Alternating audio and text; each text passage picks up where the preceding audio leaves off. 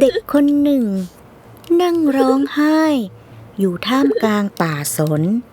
ตัวเล็กบอบบางและดูไร้พิษภัยเลิกแสดงได้แล้ว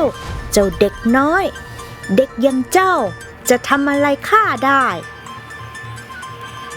ท่านแน่ใจหรือว่าท่านกำลังมองเด็กคนหนึ่งอยู่จริงๆเมื่อไฟไม่ปะทุแต่รอเวลาและเมื่อปีศาจไม่คำรามแต่ยิ้มใครกันแน่คือปีศาจในจักรวาลนี้มีไฟอยู่ชนิดหนึ่งที่น้ำจากมหาสมุทรทั้งสี่ก็ไม่อาจดับได้มันไม่ใช่ไฟจากธรรมชาติแต่คือไฟที่เกิดจากโทสะไฟจากหัวใจที่ไม่เคยมีใครมองเห็นเมื่อความโกรธกลายเป็นเกราะคุ้มกันเด็กน้อยผู้หนึ่งจึงยอมเผาโลกทั้งใบเพียงเพื่อให้ใครสักคนหันมามองเขามีนามว่าหงส์ห่ายเด็กแดงอัคคีทารกผู้ไม่เคยเกรงกลัวฟ้าดินแต่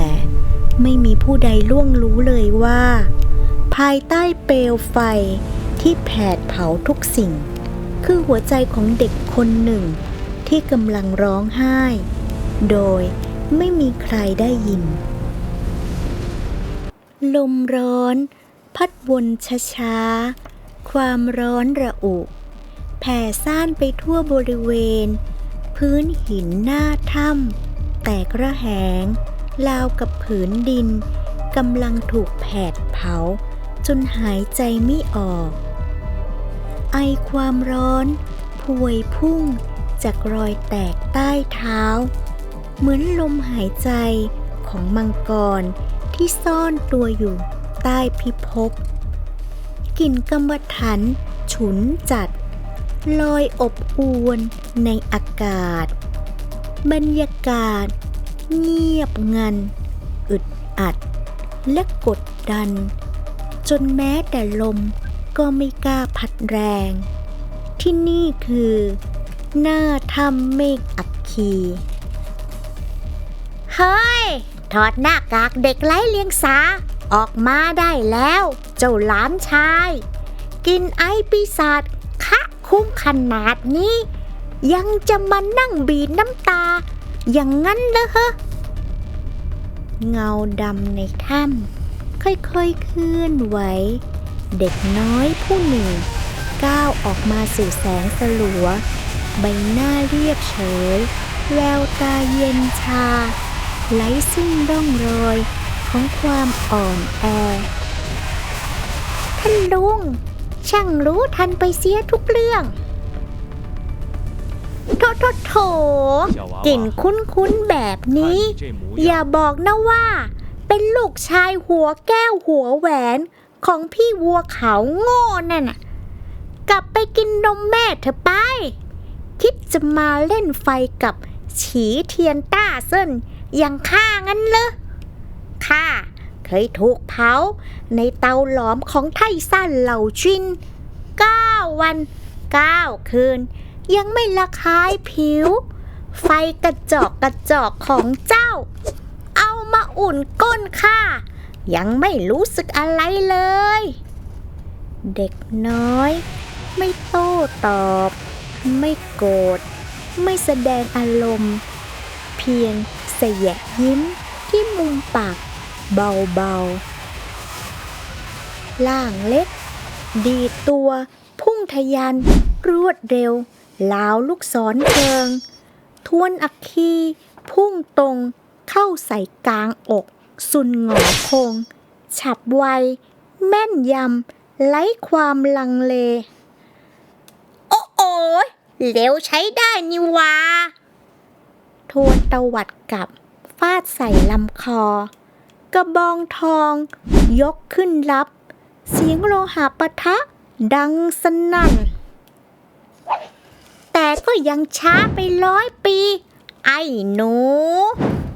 ซุนหงอคงดันกระบองกับเด็กน้อยเซถอยแล้วด้ามกระบองเคาะลงบนศีรษะเขาเบาๆลาวผู้ใหญ่หยอกเด็ก บอกแล้วไงว่าให้กลับไปกินนมแม่ไฟกระจอกของเจ้าเอามาอุ่นก้นค่ะยังไม่รู้สึกอะไรเลยคำพูดนั้นเปรียบเสมือนฟางเส้นสุดท้ายที่โยนลงในกองเพลิงเด็กน้อยหยุดนิ่งไหล่เล็กๆสั่นเทาไม่ใช่เพราะความกลัวแต่เพราะโทสะที่กำลังปะทุอุ่นก้นงั้นเนอะเขาเงยหน้าขึ้นแววตาที่เคยเรียบเฉยบัดนี้แดงฉานราวกับโลหิตดีถ้าเจ้าอยากร้อนนักข้าจะสงเคราะห์ให้เสียงตวาดของเด็กน้อยดังก้องสะท้อนหุบเขาแต่สิ่งที่ตามมากลับเป็นความเงียบจนได้ยินเสียงหัวใจเต้นจะเล่นปาหีอะไรอีกปึกกำปั้นเล็กๆทุบลงที่จมูกตนเอง2 ครั้งเฮ้ยเจ้าหนูต่อยจมูกตัวเองทำไมวินาทีนั้นซุนหงอคงสัมผัสได้ถึงบางอย่างขนทั่วร่างลุกชันโดยสัญชาตญาณไม่ใช่ลมหายใจแต่เป็นควันสีม่วงคล้ำพวยพุ่งออกมาจากโพรงจมูกของเด็กน้อยซันเหมยเจินหัวตูมเปลวไฟ3 สีระเบิดออกจากร่างเด็กน้อยดวงตาจมูกปากพ่นเพลิงการออกมาพร้อมกันความร้อนพุ่งสูงขึ้นฉับพลันอากาศรอบข้างบิดเบี้ยวหินผาเริ่มหลอมละลายกลายเป็นลาวาตั้งค่ายกล5 ธาตุ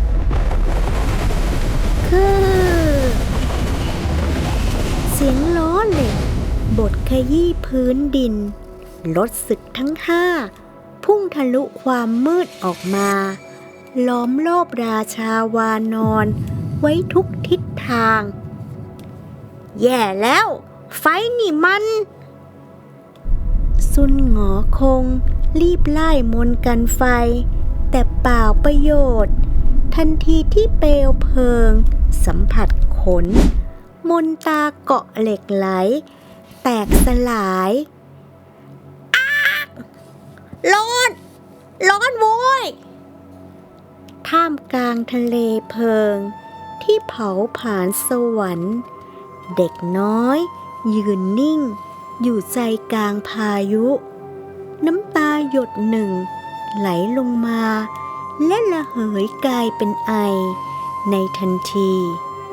นี่ไม่ใช่แค่ไฟแต่มันคือความแค้นที่สั่งสมมานับ100 ปีเสียงระเบิดและเปลวไฟเงียบลงฉับพลันเหลือเพียงเสียงลมอ่อนพัดผ่านซากหินและเสียงฝีเท้าเปล่าย่ำลงบนพื้นหินอย่างแผ่วเบาหงไห่ฮะนึกว่าใครที่แท้ก็กวนอิมผู้เมตตาท่านคิดว่าน้ำหน้าอย่างท่านจะดับไฟของข้าได้หรือพระโพธิสัตว์กวนอิมกล่าว เราไม่ได้มาเพื่อดับไฟแต่เรามาเพื่อดับเหตุแห่งไฟในใจเจ้าพระโพธิสัตว์กวนอิมพายมือออกช้าๆไม่ใช่ท่าทางของการสั่งไม่ใช่การคุกคามแต่เป็นการเปิดทางเบื้องหน้าคือบัลลังก์ดอกบัวว่างเปล่าสงบนิ่งไร้เจ้าของด้วยความทรนงตนหงส์ห่ายพุ่งเข้าไปนั่งหวังจะยึดครองหวังจะเหนือกว่าแต่ในวินาทีนั้นเองกีบดอกบัวแย้มออกแปรเปลี่ยนเป็นพันธนาการรัดตึงร่างของเขาไว้แน่นไม่ใช่เพื่อทำร้ายไม่ใช่เพื่อทรมานแต่เพื่อหยุดหงส์ห่ายจิ๊บจิ๊บปล่อยข้าพ่อจ๋าแม่จ๋าช่วยข้าด้วยทันทีที่สิ้นเสียงร้องนั้นลมพายุพัดกระโชกแรงฟูเสียงฝีเท้าหนักกระแทกพื้นหินตึงตึงราชาปีศาจวัวคำรามด้วยโทสะใครบังอาจทำร้ายลูกข้าใครบังอาจทำร้ายลูกข้าปล่อยลูกข้าเดี๋ยวนี้นะองค์หญิงพัดเหล็กลูกแม่ปล่อยลูกข้าเดี๋ยวนี้นะทั้งสองพุ่งเข้าไปหมายจะชิงตัวลูกแต่กลับกระแทกเข้ากับกำแพงที่มองไม่เห็น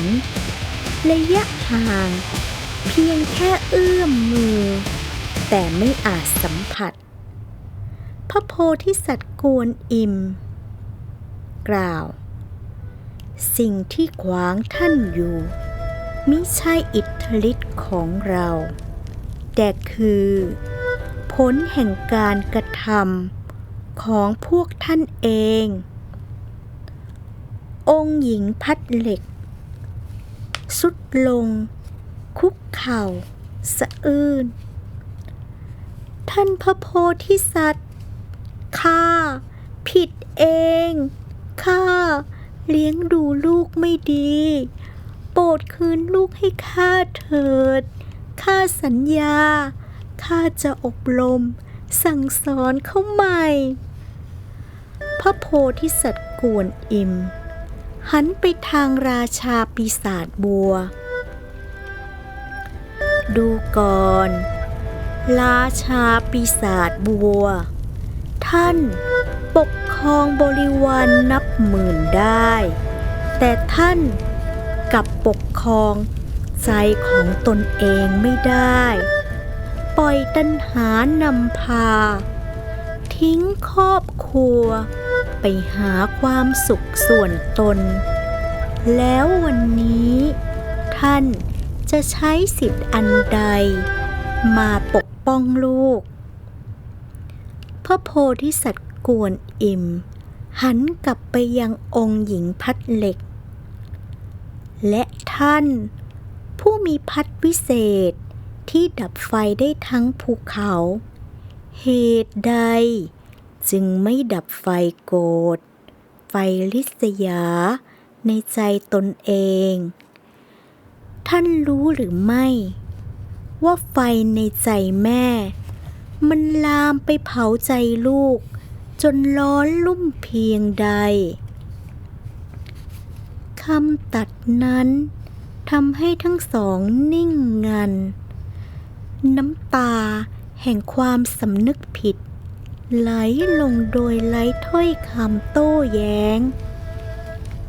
พระโพธิสัตว์กวนอิมกล่าว วกท่านให้กำเนิดกายแก่เขาได้ แต่ในเมื่อไม่อาจมอบธรรมเพื่อหล่อเลี้ยงใจเขาได้ เราจะขอทำหน้าที่นั้นเองจงกลับไปเถิดไปดับไฟในใจตนให้มอดลงเสียก่อน เมื่อใดที่พวกท่าน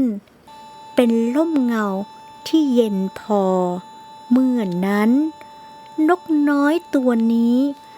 อาจจะบินกลับไปหาพ่อและแม่ก้มกราบมิใช่เพราะจำนนต่ออำนาจแต่เพราะ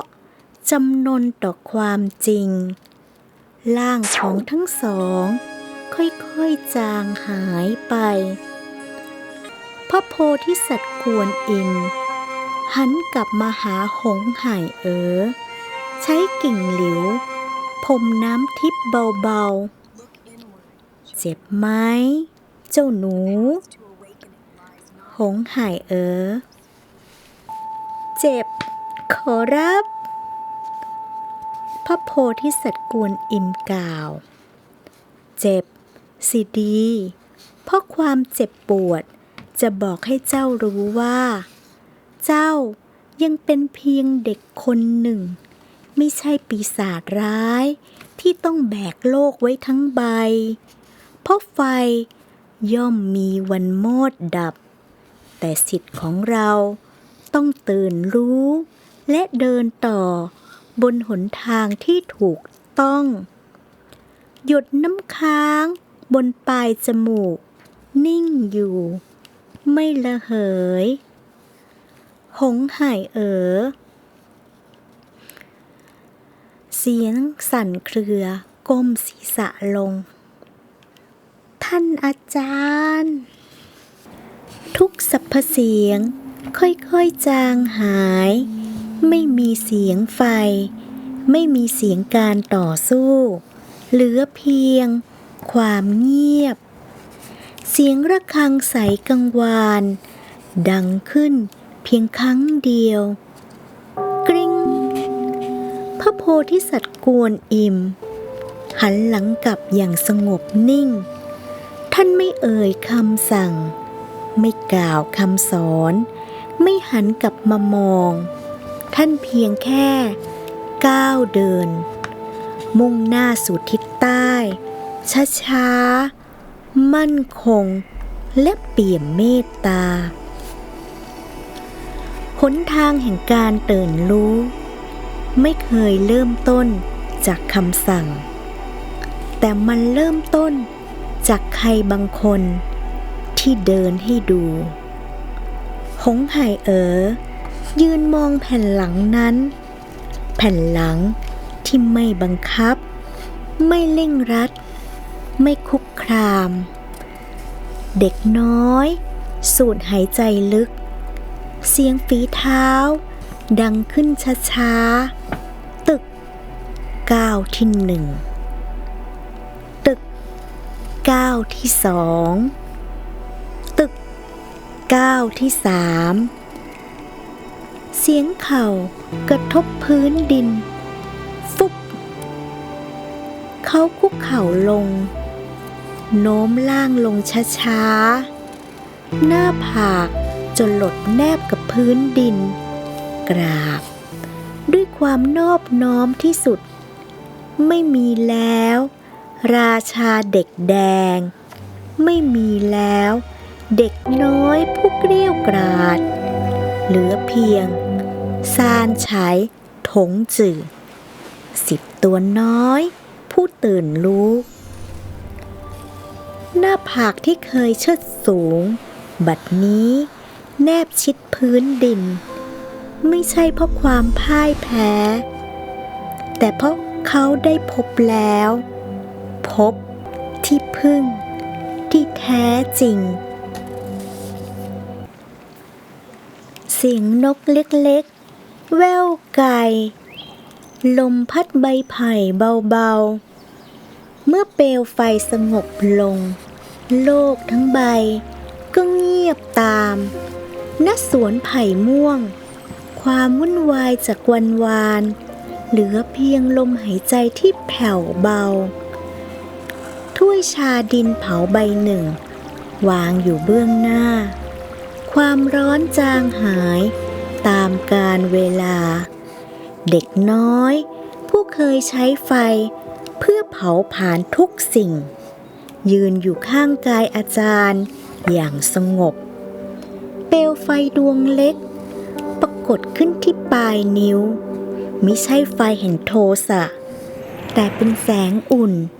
ราวเปลวเทียนเขาไม่เผาไม่เร่ง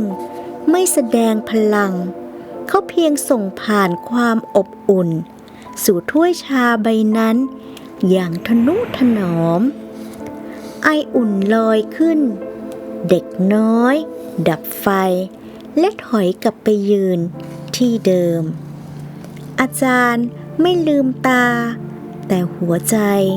รับรู้ทุกอย่างเปลวไฟที่ไร้สติอาจเผาทำลายได้แม้แต่ตัวเองแต่เปลวไฟแห่งเมตตาแม้เพียงดวงเล็กๆก็เพียงพอจะมอบความอบอุ่นให้แก่โลกทั้งใบอดีตข้าใช้ไฟเพื่อเผาผลาญวันนี้ข้าใช้ไฟเพื่อดูแลเสียงลมหมุนวิวเสียงลงพื้นตุบลมจากภูเขาหัวกัวซานพัดพาผู้มาเยือนผู้ไม่เคยเกรงกลัวฟ้าดินฉีเทียนต้าเซินเฮ่งเจียวันนี้เขาแวะมาที่สวนไผ่ม่วงด้วยความเคยชินแต่หน้าประตูไผ่กลับมีเด็กน้อยคนหนึ่งยืนขวางทางอยู่สายตาของพญาวานอนหลี่ลงความทรงจำเก่าๆวาบขึ้นมาในใจเด็กน้อยก้าวเข้ามามิใช่ด้วยความอาฆาตมิใช่ด้วยความหวาดกลัวเขาหยุดยืนประสานมือขึ้นที่อกและก้มศีรษะลงอย่างสงบน้อมคารวะท่านต้าเซินพญาวานอนชะงักลดกระบองลงก่อนจะหัวเราะเบาๆฮ่าฮ่าไม่มีคำท้าทายไม่มีศัตรูมีเพียงสายตาของผู้ที่ยอมรับกันในฐานะสหายธรรมเมื่อไฟแห่งโทสะดับลงกำแพงแห่งศัตรูก็พังทลาย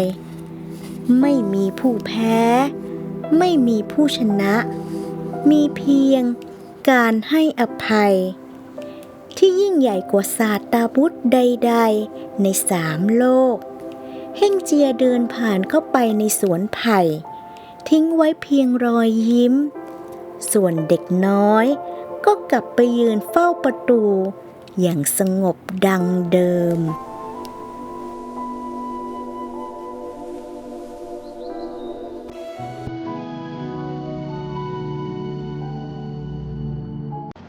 ถ้านิทานของบัวเสียงฟ้าทำให้คุณยิ้มนิดๆฝากกด Subscribe ไลค์แชร์และเปิดกระดิ่งแจ้งเตือนไว้ด้วยนะคะทุกการกดของคุณคือกำลังใจที่ทำให้บัวเสียงฟ้าเล่าเรื่องราวดีๆต่อไปได้เสมอค่ะแล้วพบกันในตำนานตอนต่อไปนะคะ